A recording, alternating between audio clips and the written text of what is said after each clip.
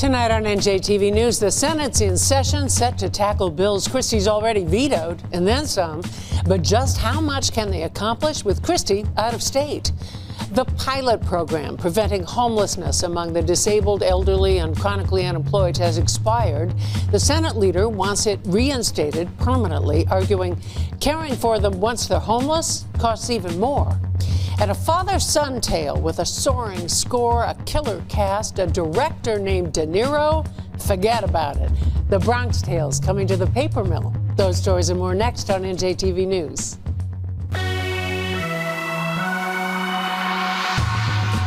Major funding for NJTV News provided in part by Barnabas Health. Life is better healthy. Online at barnabashealth.org. And Horizon Blue Cross Blue Shield of New Jersey, an independent licensee of the Blue Cross and Blue Shield Association. Live from the Agnes Varus NJTV studio at 2 Gateway Center in Newark, this is NJTV News with Mary Alice Williams. Hello, thanks for joining us. Take two in Trenton today on a few of the more than 60 bills that died on the governor's desk by pocket veto. Among them, 2 gun control measures. But with the governor chasing a higher calling, legislative momentum is sluggish. David Cruz reports. There was a certain casuality in the State House today. Starting times for committee meetings seemed to be merely suggestions, as lawmakers shot the breeze with colleagues like it was the first day of spring semester. This is how it is when the self-proclaimed adult in the room is out of town on his own independent study. Sitting in on the various committee proceedings today, Senate President Steve Sweeney, hoping to promote an agenda, knowing full well that the executive branch partner he needs to get anything done is simply not around. You need to make the investments. Even with the limited hours you have, you need to put them in places that are going to get you the biggest bang for your buck. And that's what we're hoping to do this year. The Democrats are focusing on poverty. Today, committee meetings on poverty assistance programs and homelessness, but are also promising to revisit their key issues, like gun safety, with Senator Weinberg reintroducing the smart gun bill that got a pocket veto from the governor. We're back again. All this bill does is roll back a gun regulation. It takes away the mandate that when this technology is available, it would be the only kind of gun one could buy in New Jersey. We're rolling that back very simply to say a retailer must offer one for sale. Which would almost certainly draw another veto from the governor. What's the old saying about the definition of insanity? We are doing the best we can. Are you guys the adult in the room right now? Well, I've always felt I was the adult in the room. I didn't take this to do that, but I might be biased about that. But I think with our Senate president, we have really stepped into a breach in terms of government. Is the Senate collectively, the legislature collectively, just kind of waiting to see what happens with the presidential race? I think there is an element of that we are waiting. All of us are in a waiting mode. But I think we're all taking the steps that we think are right. We can't sit back and, decide, is he going to pass something or not pass something? Which is generally on the big desk in this office, which, as we mentioned, sits mostly unoccupied these days, save for an occasional fly-in like the quick visit this past weekend for Blizzard Patrol, or the even briefer visit Tuesday to announce a deal on Atlantic City. In the meantime, it's lawmakers over here and bill signer over there. Well, they can do that for a while, but sooner or later it gets down to you have to get down brass tacks and things have to get done, and they will get done. So your sense is that the calendar will force everybody to get to work? It will force people to get things done. There will be no choice. So if you're waiting for solutions on the Transportation Trust Fund or gun control or jobs or pretty much any major issue, you may find yourself waiting well until after all of this stuff is finally gone. At the State House, I'm David Cruz, NJTV News. Relief ahead for hundreds of residents who've paid thousands of dollars for flood insurance because they live in a flood zone that's never actually flooded. That tops tonight's Garden State Express. Our first stop, Patterson, where the Passaic River reliably floods, but these homes are a mile away. FEMA drew the flood maps years ago, reportedly based on old drainage issues, so it came as a surprise that annual flood insurance premiums started surging just last year. One resident whose house is in the flood zone but garage is not went from paying nothing to paying $1,700. Some pay as much as $3,500. FEMA's updating its flood maps. It could take a year. Next to Mendham, home to a newly minted federal judge. John Michael Vasquez has worked both as a defense attorney and a federal prosecutor in the state attorney general's office during the Corzine administration and under U.S. Attorney Chris Christie. He's been overwhelmingly confirmed by the U.S. Senate to the Third Circuit Court, District of New Jersey, over the objections of a conservative group that tried to block all of President Obama's judicial nominations. Vasquez's confirmation should start to ease the federal court's crushing caseload caused by so many judicial vacancies. 2 other nominees are awaiting confirmation. Finally, Paramus and federal clearance for drone flying classes. Bergen Community College is one of only 3 in the country to get an FAA exemption to teach drone craft. It already offers courses in drone design and fabrication, but outdoor flights have been verboten. College officials reportedly plan to add 4-credit flying classes and non-credit flight training for law enforcement, news gatherers, and summer campers right next to the Orchard Hills Golf Course. Imagine. And that's our Garden State Express for Thursday, January 28th. Something up in your town? Tip us off.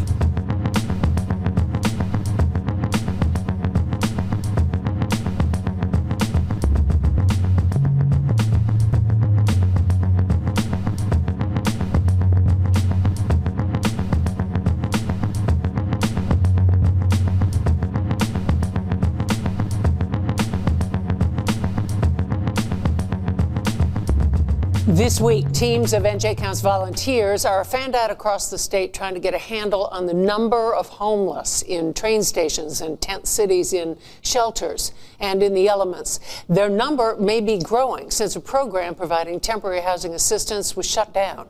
Now the state Senate president's trying to get it reinstated permanently for those who are chasing the dream.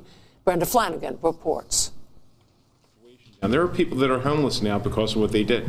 Senate President Steve Sweeney joined a group of social service advocates and strongly criticized the State Department of Human Services decision to let 2 housing assistance pilot programs expire, cutting $15 million in aid and affecting some 3,000 disabled, elderly, and mentally ill residents. Since the end of this current pilot in July, my agency, along with many other legal and social service agencies, has seen a flood of vulnerable individuals and families who are either currently homeless or facing loss of their housing. And people are being made homeless as a result of a bureaucratic decision that was completely self-inflicted. This is not something that someone else made the Christie administration do. The Department of Human Services redirected the $15 million in emergency assistance funding because it claimed county agencies had done a poor job of finding permanent housing for clients. But Sweeney disagreed. This is so wrong and it needs to be fixed. And it needs to be fixed immediately. And I've really, I like the acting commissioner personally, but I'm really disappointed in the way they've handled this. And it needs to be corrected quickly. The Senate president compared the department's action to its controversial Return Home New Jersey program when it tried to cancel out-of-state residential treatment for severely disabled New Jerseyans. That uproar finally ended when Governor Christie agreed to continue those services. Sweeney says the DHS isn't well run. And when you deal with families that feel that the department's anti-disabled community, it's disappointing, and the governor has weighed in on multiple occasions to right the wrong here. In December, Human Services announced a new 6-month intensive case management program designed to help all 3,000 clients, but the rules remain rather opaque, according to care providers. And I think it's still a process that they're figuring out as they're going, and we're not getting a definitive answer as to what's going to happen going forward. But a spokesman for the governor's office said they're absolutely not aware of anyone losing benefits and called Sweeney's statements irresponsible. Spokesman Brian Murray said this is alarmist activism and politics of the worst sort that plays on the fears of the most vulnerable by suggesting they're at risk when they simply aren't. Anyone who was in the pilot program is currently being worked with to identify permanent, stable housing solutions. It's truly unfortunate that they have misrepresented our efforts to provide the very best support through hands-on, intensive case management, or would suggest that anyone is being left behind. It simply isn't true. Sweeney's sponsoring a bill that would not just restore those emergency housing assistance programs, it would make them permanent. He's hoping to discuss his proposal with the governor. At the State House in Trenton, I'm Brenda Flanagan, NJTV News.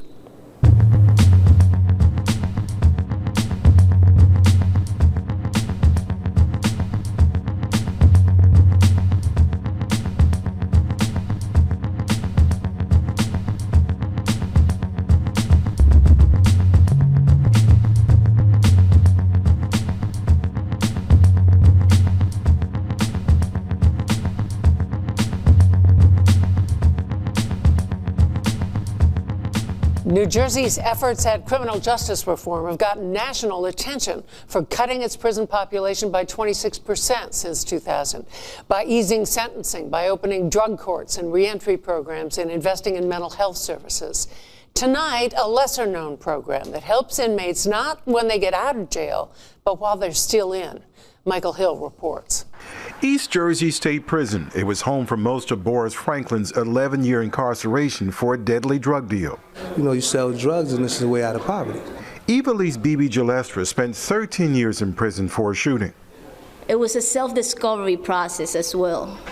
Both Bibi and Boris found something liberating about being locked up. It's funny, I had to go to jail to go to college. It was really, and it wasn't about academics because I was rated above average mostly through school and had never heard the word college.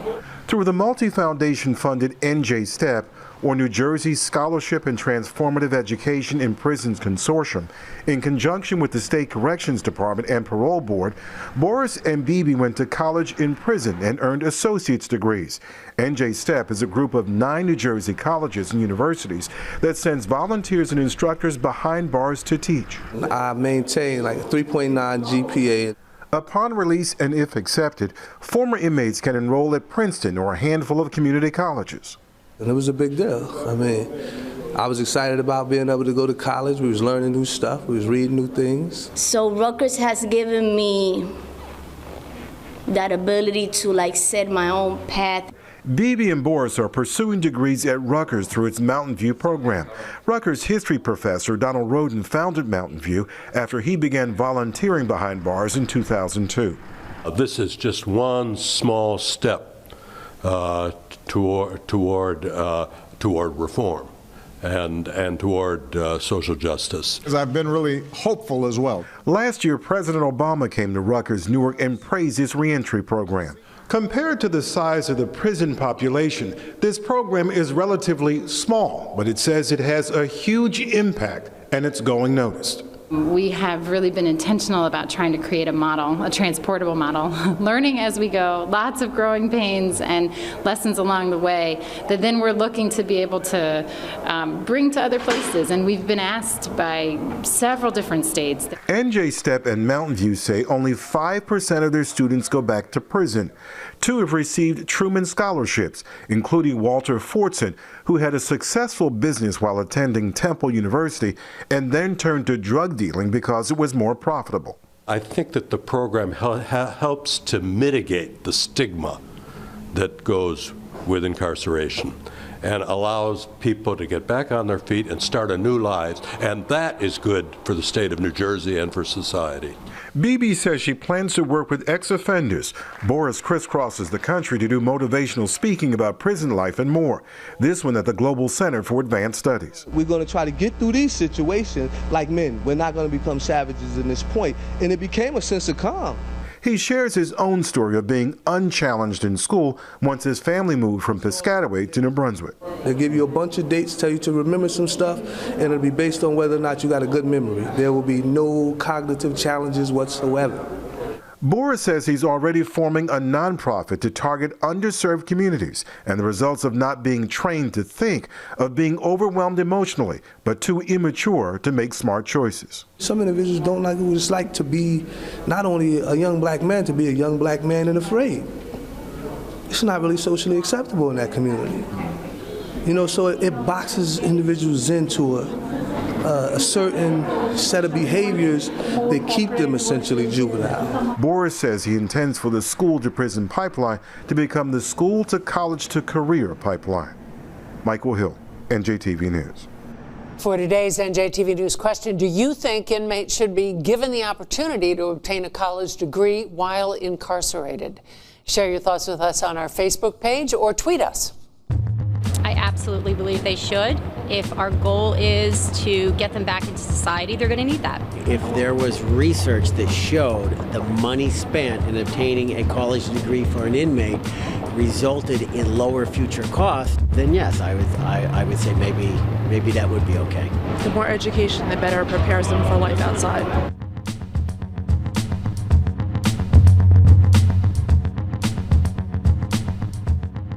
New Jersey's lifeblood flows through the transportation grid, and there's a coming crash. The Transportation Trust to fund bridges and road repairs runs dry June 30th.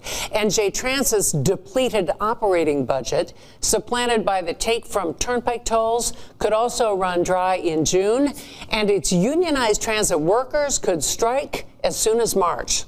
To walk us through the mire is NJ Transit's former Deputy Executive Director and the founding director of the Alan Voorhees Transportation Center, Martin Robbins. As always, I'm glad you're here. Oh, thank you very much. How close are we to a solution to the Transportation Trust Fund?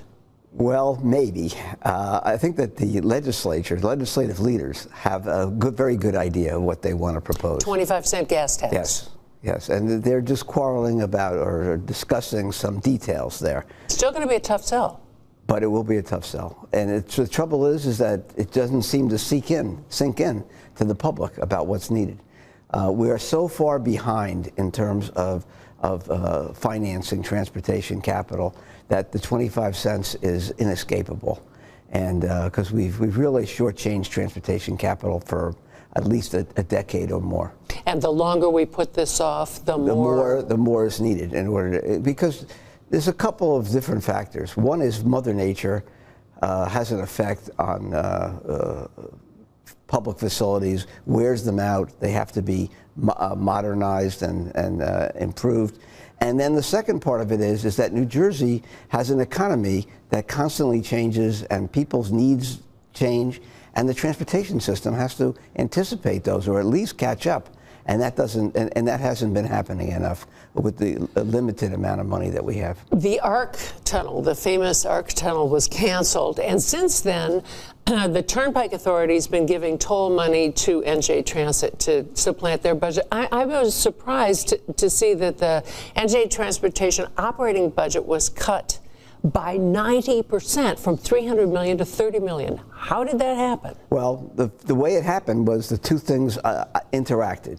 The governor took money from the Turnpike Authority and supplanted the general fund as a principal way by which the New Jersey Transit would gain operating assistance. And by doing that, it made it,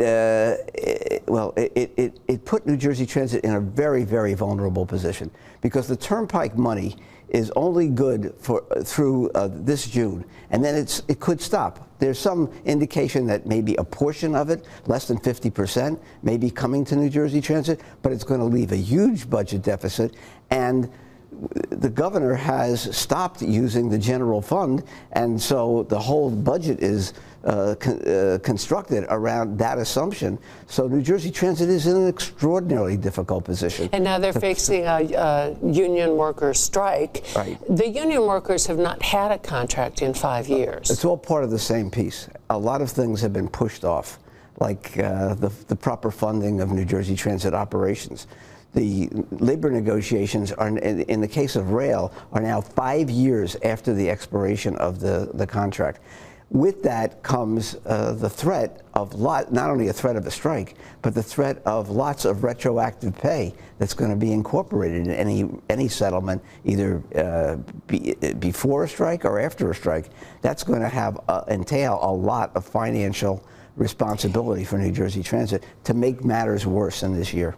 Is a gas tax enough to fund the Transportation Trust Fund, help the operating budget of NJ Transit, you're shaking your head already, and pay what inevitably is going to be union wage hikes? The way New Jersey has constructed its funding of transportation, capital that comes from the Transportation Trust Fund is restricted so that it does not go into the operating budget. There's always been an argument about that, and it is strictly, there's very limited amount of that money that goes into the operating budget.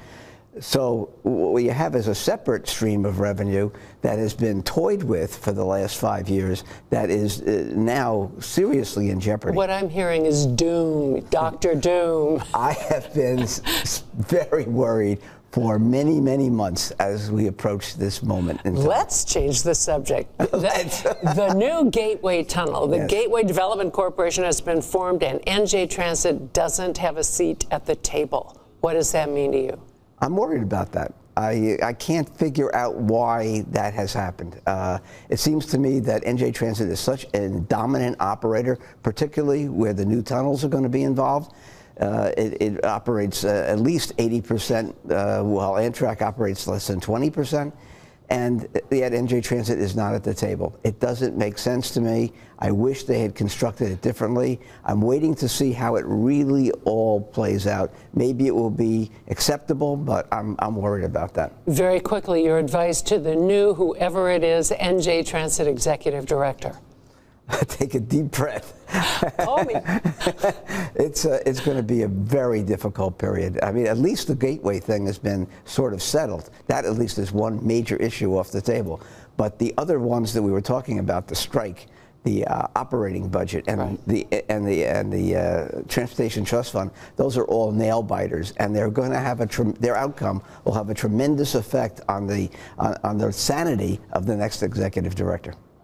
Thanks for being here, Martin Robbins. Thank you.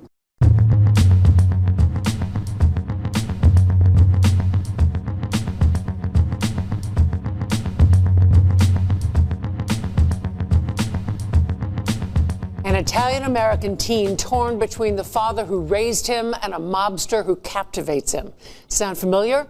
It's an old tale transposed into a new musical that's about to explode on stage at the Paper Mill Playhouse. It's a Bronx Tale. Here's Maddie Orton with NJ Arts. A cast of characters off stage has people chattering well before the press preview even begins for Paper Mill Playhouse's new musical, A Bronx Tale. At a studio in Manhattan, Robert De Niro, Chaz Palminteri, and Alan Menken wait on the sidelines for the cast to perform a sneak peek of their latest project. Co-director and Broadway veteran Jerry Zak sets the scene. There's a lamppost, and there's a drop that represents a look at the neighborhood, and that's where we start.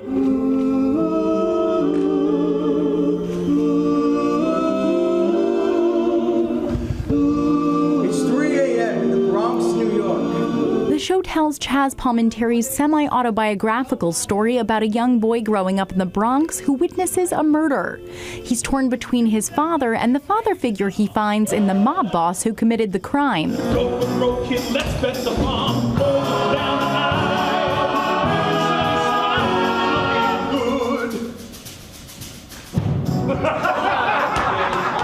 Palminteri's story has been told through both his one-man show and the film of the same title. But he says he's always wanted to see it done as a musical. The genesis has been great because each time you move it into another area, it's a whole different animal. There are some prominent holdovers from the previous projects. Palminteri wrote the book just as he did the original show and the screenplay. Jerry Zaks directed the one-man show and is joined by the director of the film, Robert De Niro.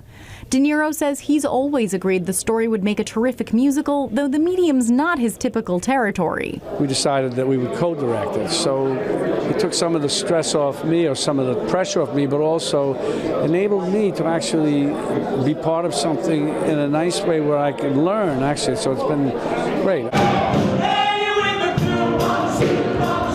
Palminteri put the show's music in the hands of Grammy-winning lyricist Glenn Slater and composer Alan Menken, the man behind Beauty and the Beast, The Little Mermaid, Aladdin, and more. All these animation things that he writes, those are fables. I said Bronx Tale is the ultimate fable. Alan Menken is the guy. The team was tasked with creating a score reminiscent of the Bronx in the 1960s. You find the big tentpole moments that are absolutely necessary.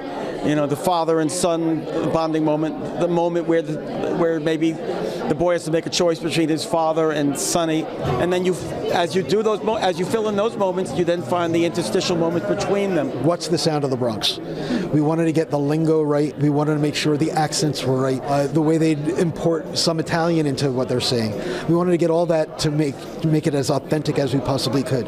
Because really, the heart of the story is its authenticity. Despite all that's done, the work isn't over.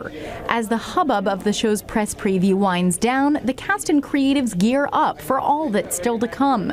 Tech Week, preview performances, and changes as the musical is molded and tweaked right up until opening night.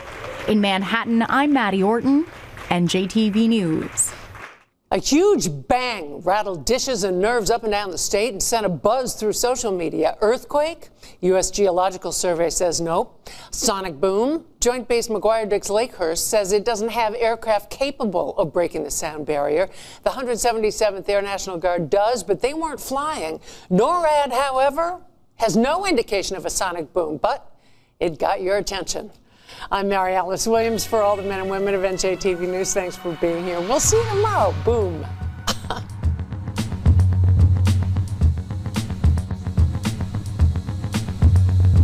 New Jersey manufacturers, auto insurance, and more for New Jersey Business and Industry Association members and their employees. PSE&G, serving customers, strengthening the business community, and investing in New Jersey's future. And the members of the New Jersey Education Association, making public schools great for every child.